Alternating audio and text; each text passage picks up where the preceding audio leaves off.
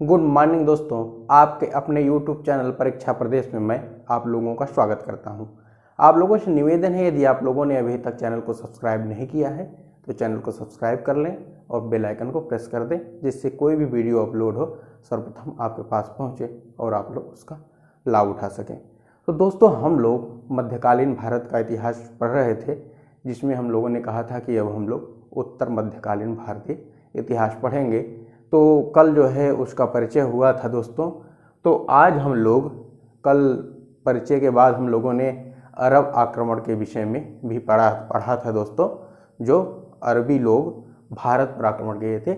आज दोस्तों तुर्कों का आक्रमण देखेंगे कि कौन से वो तुर्क थे, कौन वह तुर्क था जो भारत पर आक्रमण किया। दोस्तों आइए देखते हैं। दोस्तों, मध्यकालीन भारत का इतिहास है तुर्कों का आक्रमण। तुर्कों का आक्रमण दोस्तों अरबों के बाद भारत पर तुर्कों ने आक्रमण किया था। दोस्तों अरब आक्रमणकारी आए पहले, सर्वप्रथम उन्होंने भारत पर सबसे पहले अरब आक्रमणकारियों ने आक्रमण किया दोस्तों भारत पर। उसके बाद तुर्कों ने भारत पर आक्रमण किया था। दोस्तों अलप्तगीन है दोस्तों, एक है दोस्तों अलप्तगीन।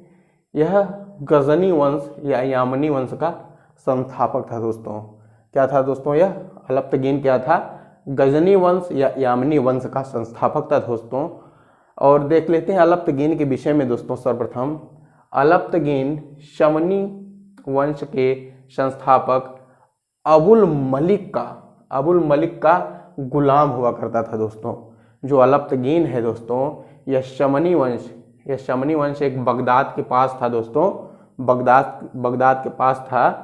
उसका जो संस्थापक था अबुल मलिक का गुलाम हुआ करता था पहले।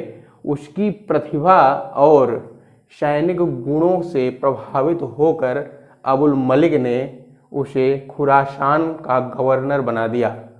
उसे क्या किया दोस्तों, अलप्तगीन को खुरासान का गवर्नर बना दिया। किसने बना दिया? अबुल मलिक ने। अबुल मलिक किस वंश की स्थापना करता है दोस्तों? यह शामनी वंश की स्थापना करता है। नेक्स्ट है दोस्तों, अबुल मलिक की मृत्यु के बाद अलप्तगीन ने अफगानिस्तान में एक नए राज्य की स्थापना किया और गजनी को राजधानी बनाई। जब अबुल मलिक की मृत्यु हो जाती है तो यह जो गुलाम था अलप्तगीन, यह स्वतंत्र हो जाता है और यह अफगानिस्तान के पास एक वंश की स्थापना करता है, जिसकी राजधानी क्या थी दोस्तों?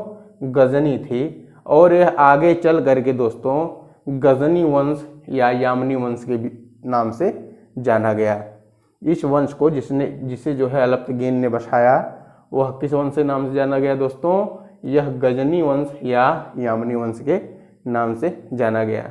उसके बाद जब इसकी मृत्यु हो जाती है दोस्तों, तो सुबुक्तगीन अगला शासक बनता है गजनी का। गजनी का अगला शासक कौन बनता है दोस्तों? सुबुक्तगीन। अलप्तगीन की मृत्यु के बाद यह गजनी की गद्दी पर बैठा दोस्तों। कौन? सुबुक्तगीन। आइए दोस्तों आगे देखते हैं।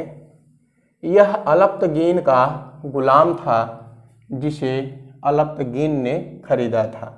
इसकी प्रतिभा को देखकर अलप्तगीन ने उसे अपना दामाद बना लिया और गुलामी से मुक्त कर दिया। अब यही देख लीजिए दोस्तों कि यह इतना प्रतिभावान था कि सुबुक्तगीन ने अपनी पुत्री की शादी सुबुक्तगीन से कर दी। अलप्तगीन ने अपनी पुत्री की शादी सुबुक्तगीन से कर दी और उससे गुलामी से मुक्त कर दिया।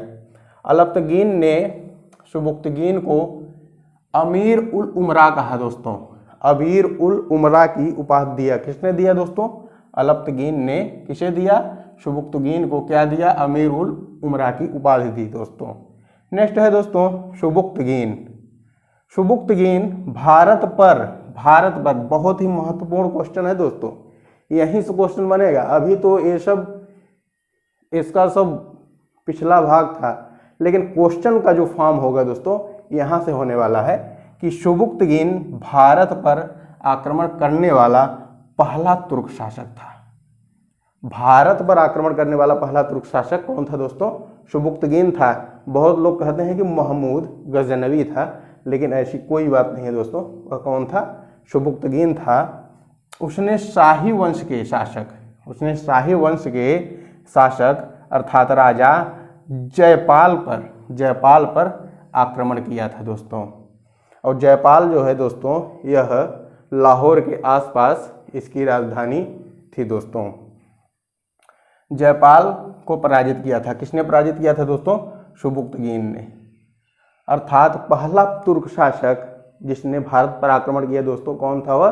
सुबुक्तगीन था। वह किस पर? शाही वंश के राजा जयपाल पर आक्रमण किया था और उन्हें पराजित भी किया दोस्तों। नेक्स्ट है दोस्तों महमूद गजनवी। जब सुबुक्तगीन की मृत्यु हो जाती है तो सुबुक्तगीन का पुत्र महमूद अगला शासक बनता है दोस्तों। यह सुबुक्तगीन का पुत्र था दोस्तों और इसका जन्म जो है 1 नवंबर 971 ईस्वी में होता है। 998 में जब सुबुक्तगीन की मृत्यु हो जाती है, उसके बाद महमूद गजनवी गजनी का राजा बनता है दोस्तों। महमूद गजनवी गजनी का राजा बनता है। तो ये स्लाइड कंप्लीट हुई दोस्तों और इसके आगे हम लोग नेक्स्ट स्लाइड में पढ़ेंगे। उससे पहले आप लोगों से निवेदन है, लाइक अवश्य कीजिएगा दोस्तों और कमेंट अवश्य कीजिएगा कि कैसा लग रहा है कंटेंट। इसने उपाधि धारण की दोस्तों, इसने उपाधि धारण की किसकी? सुल्तान की उपाधि धारण की, यामीन उद्दौला की उपाधि धारण की, यामीन उल मिल्लाह की उपाधि धारण की दोस्तों। यामीन उद्दौला की उपाधि धारण किया इसने, जिसका मतलब होता है दोस्तों साम्राज्य की दक्षिण भुजा। साम्राज्य की दक्षिण भुजा, दक्षिण का मतलब होता है दोस्तों दाहिना। दक्षिण का मतलब क्या होता है? दाहिना होता है। और मिल्हाज, अमीन उल मिल्हाज की इसने उपाधि धारण की, जिसका अर्थ होता है धर्म रक्षक। यह जो है इस्लाम धर्म का प्रचारक भी था दोस्तों। क्या था? इस्लाम धर्म का प्रचारक था। कौन दोस्तों? महमूद गजनवी। नेक्स्ट है दोस्तों, इसे धन की अत्यधिक लालसा थी। इसे धन से अत्यधिक प्रेम हुआ करता था दोस्तों और उसने भारत पर कुल 17 बार आक्रमण किया था दोस्तों। और भारत पर आक्रमण यह क्यों करता था दोस्तों? क्योंकि इसे धन की अत्यधिक लालसा थी। भारत उस समय अत्यधिक धनवान देश था। और कब तक आक्रमण किया दोस्तों? 1000 AD से 1026 तक इसने लगातार भारत पर आक्रमण किया दोस्तों। कितनी बार आक्रमण किया? टोटल 17 बार इसने आक्रमण किया था भारत पर दोस्तों। गजनवी के शासनकाल में लाहौर से पंजाब तक एक राज्य फैला हुआ था दोस्तों, जिसका नाम था हिंदू शाही वंश, जिसके शासक जयपाल, अनंगपाल और त्रिलोचन पाल हुआ करते थे दोस्तों। जयपाल का पुत्र होता था दोस्तों अनंगपाल और अनंगपाल का पुत्र कौन था दोस्तों? यह था त्रिलोचन पाल। इन तीनों ने ही गजनवी के आक्रमण का विरोध किया था, लेकिन अंत में त्रिलोचन पाल जो है मारा जाता है दोस्तों। कब? 1021 ईस्वी में त्रिलोचन पाल मारा जाता है। फिर त्रिलोचन पाल का जो उत्तराधिकारी होता है दोस्तों भीमपाल, गजनी की अधीनता स्वीकार कर लेता है दोस्तों। जो त्रिलोचन पाल का उत्तराधिकारी अर्थात उसका पुत्र था दोस्तों, कौन था? भीमपाल। उसने जो है गजनी की अधीनता स्वीकार कर ली। नेक्स्ट है दोस्तों महमूद गजनवी का पहला आक्रमण पंजाब पर हुआ था दोस्तों। यह जो जयपाल था दोस्तों, जो हिंदू शाही वंश था, यह लाहौर से पंजाब तक फैला हुआ था, मैंने बताया। तो इसका जो है पहला आक्रमण कहाँ हुआ था दोस्तों? पंजाब पर इसने सर्वप्रथम आक्रमण किया था और 8वां आक्रमण इसने मुल्तान पर किया था दोस्तों। कब किया था? 1013 ईस्वी में किया था। 16वां सबसे महत्वपूर्ण आक्रमण है दोस्तों इसका। 16वां सबसे महत्वपूर्ण आक्रमण है दोस्तों इसका और सोमनाथ के मंदिर पर इसने किया था और 1025 ईस्वी में। इसका डेट भी बहुत ही इम्पोर्टेंट है दोस्तों, इसे आपको ध्यान रखना होगा।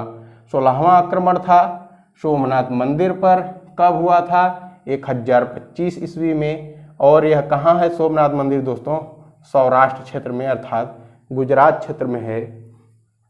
गजनवी ने यहाँ से 6.5 टन सोना 6.5 टन सोना लूटा था दोस्तों। कहाँ से?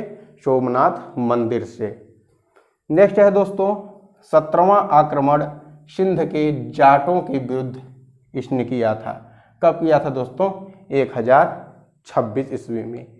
इस प्रकार महमूद गजनवी ने पंजाब, मुल्तान, कश्मीर, मथुरा, कन्नौज, ग्वालियर, थानेश्वर आदि अनेक शहरों को लूटा। इन आक्रमणों की जानकारी हमें अलबरूनी, उतवी एवं फरिश्ता के किताबों से मिलती है, अर्थात इनके लेखों से मिलती है दोस्तों। ये हुआ दोस्तों गजनवी। थोड़ा सा और रह गया है इसमें दोस्तों, हम लोग नेक्स्ट स्लाइड में देख लेते हैं। आइए दोस्तों अब हम लोग अलबरूनी के विषय में जानते हैं। यह महमूद गजनवी के साथ भारत आया था दोस्तों। अलबरूनी जो है महमूद गजनवी के साथ भारत आया था। इसे भारतीय इतिहास का पहला जानकार कहा जाता है दोस्तों। इसे भारतीय इतिहास का पहला जानकार कहा जाता है। इसकी रचनाएं हैं दोस्तों कुछ जो याद करने योग्य हैं, जैसे किताब उल हिंद, इसकी रचना है किताब उल हिंद। और दूसरी रचना है इसकी दोस्तों कि तारीख अल हिंद। तारीख अल हिंद और किताब उल हिंद इसकी रचना है दोस्तों। तारीख अल हिंद जो है यह भारत के इतिहास की जानकारी देता है। इसमें कौन देता है दोस्तों? भारत के इतिहास की जानकारी तारीख अल हिंद में है। यह किसके द्वारा लिखी हुई है दोस्तों? यह अलबरूनी के द्वारा लिखी गई है। भारत के इतिहास में दोस्तों भारत की सामाजिक स्थिति के विषय में बहुत ज़्यादा वर्णन है दोस्तों। इसीलिए इसको भारतीय इतिहास का पहला जानकार कहा जाता है दोस्तों। किसको? अलबरूनी को। आइए दोस्तों नेक्स्ट है किताब अल तफहीम। किताब अल तफहीम यह फारसी और अरबी दोनों भाषाओं में है दोस्तों, जबकि किताब उल हिंद यह अरबी में है दोस्तों और तारीख अल हिंद भी अरबी भाषा की किताब है दोस्तों। नेक्स्ट है दोस्तों, नेक्स्ट है उतवी। उतवी यह कौन सी बुक लिखता है दोस्तों? लिखता है किताब उल यामिनी। किताब उल यामिनी लिखता है दोस्तों। इसमें सुबुक्तगीन एवं महमूद गजनवी के विषय में जानकारी मिलती है इस किताब से। नेक्स्ट है दोस्तों फरिश्ता। फरिश्ता अगला लेखक है दोस्तों। यह लिखता है तारीख ए फरिश्ता। यह बहुत ही महत्वपूर्ण बुक है दोस्तों। ये सब पूछे जाने वाली बुक है कि फरिश्ता की बुक कौन सी है, या उतवी की बुक कौन सी है, या अलबरूनी की बुक कौन कौन सी है दोस्तों। ये हो गया दोस्तों भारत पर तुर्की आक्रमण में महमूद गजनवी तक हम लोगों ने पढ़ लिया है दोस्तों। अब हम लोग दोस्तों नेक्स्ट क्लास कल करेंगे, उसमें हम लोग देखेंगे गौर साम्राज्य अर्थात मोहम्मद गोरी का आक्रमण भारत पर। तो दोस्तों यदि आप लोगों को क्लास अच्छी लगी हो तो एक लाइक और शेयर अवश्य कीजिए दोस्तों। यदि सब्सक्राइब नहीं किया है चैनल को तो चैनल को सब्सक्राइब भी कीजिए। और कल दोस्तों अगली क्लास होगी। और आज के लिए धन्यवाद।